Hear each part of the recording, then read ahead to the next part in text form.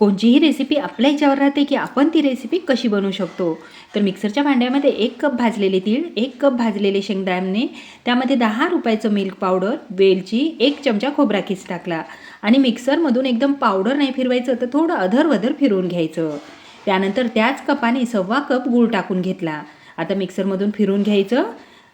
आता त्याला बाइंडिंग तर अजून आलेलं नाही, त्यासाठी काय करायचं, तूप टाकायचं कढईत, त्यामध्ये हे बॅटर टाकायचं आणि लगातार फिरवायचं. 1 मिनिटापेक्षाही कमी वेळ लागते गूळ गरम होऊन बाइंडिंग येण्यासाठी. हे पहा, छान गूळ गरम झालेला आहे, मस्त असं हे एकजीव झालेलं आहे. आता तुम्ही याचे लाडू बनवू शकता, वडी पण बनवू शकता. आता हे करत असताना सगळं काही झटपट करायचं. तूप लावलेल्या ताटामध्ये टाकायचं आणि त्याला हाताने असं प्रेस करायचं. वाटीने सुद्धा करू शकता. आता थोडं गरम असतानाच त्याच्या वड्या कट करून घ्यायच्या आणि थंड झाल्यानंतर वड्या अलगद अशा काढून घ्यायच्या. अजिबात दाताला चिटकत नाही. खूपच मस्त बिना पाकाची ही तिळगुळाची वडी बनवून तयार होते. जेवढी बनवायला सोपी आहे की नाही, चवीलाही तेवढीच 1 नंबर आहे. महिनाभर जरी घरात राहिली ना तरी अजिबात खराब होत नाही. पण माझी बनवायची पद्धत कशी वाटली कमेंट्स करायला मात्र विसरायचं नाही.